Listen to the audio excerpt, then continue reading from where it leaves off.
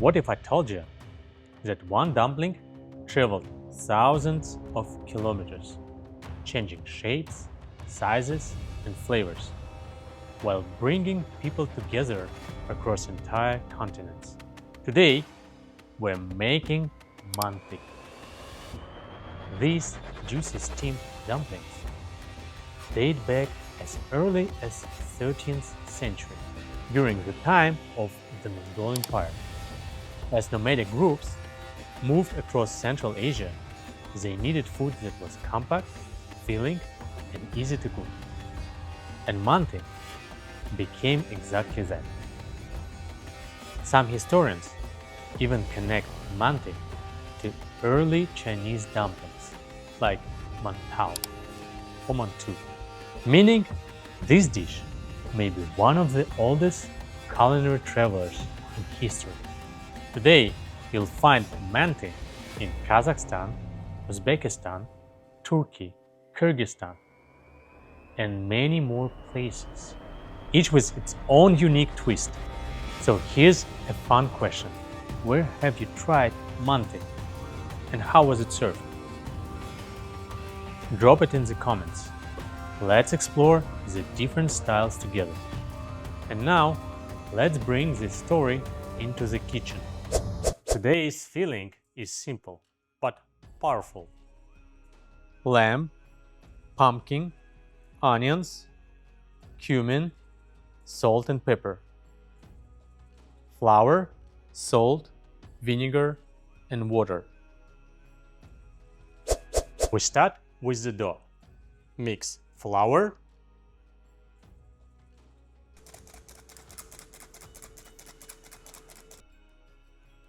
with salt,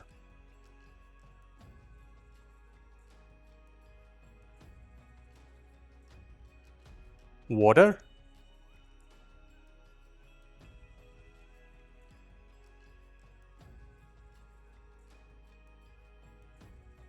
it's pretty smooth and elastic. Let it rest, because even dough needs a moment to think about life. Finely chop pumpkin, onions, lamb. Mix everything together. Onions, lamb,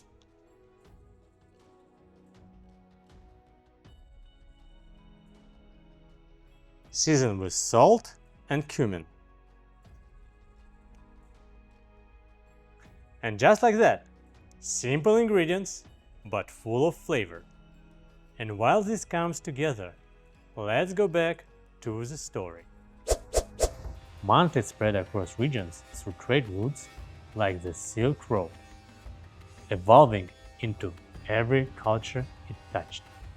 In Central Asia, they're larger, juicier, and often served as a main meal. In Turkey, though, they're smaller and served with yogurt or garlic. In parts of East Asia, similar dumplings took on completely different forms. Same concept, different personalities. Why did it become so popular?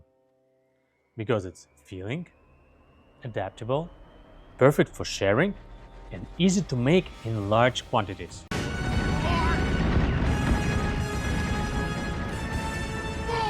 It's kind of dish that brings people together, no matter where you are. And now, let's turn this into something delicious. Roll the dough thin.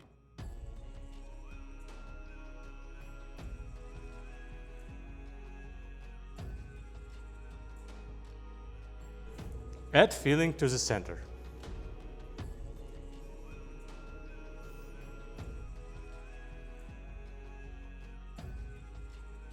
Now fold them. Simple or fancy, your choice.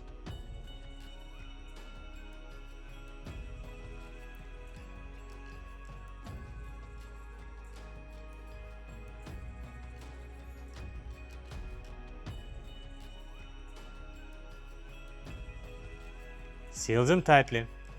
Keep all that flavor inside.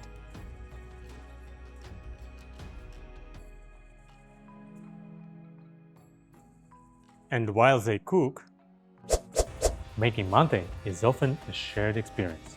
In many cultures, families gather to prepare them together.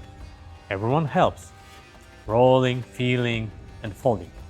It turns cooking into a social event.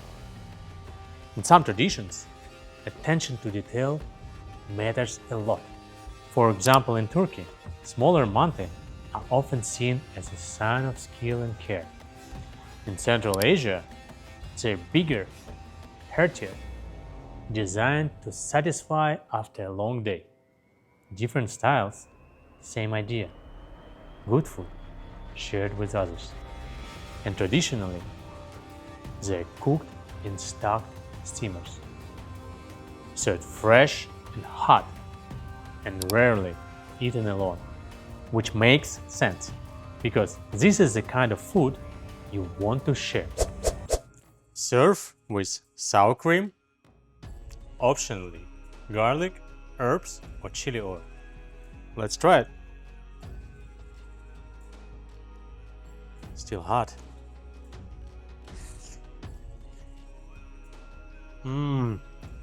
That's amazing. Juicy lamb, sweet pumpkin, and soft dough. That's comfort food right there. Yeah, this is dangerously good. Tell me in the comments, how do you like your Manti served?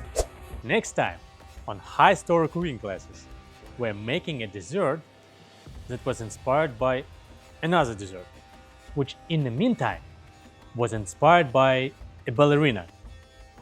Yeah, it's messy, but we'll figure it out. See you next time on High Story Cooking Classes. New episodes every week.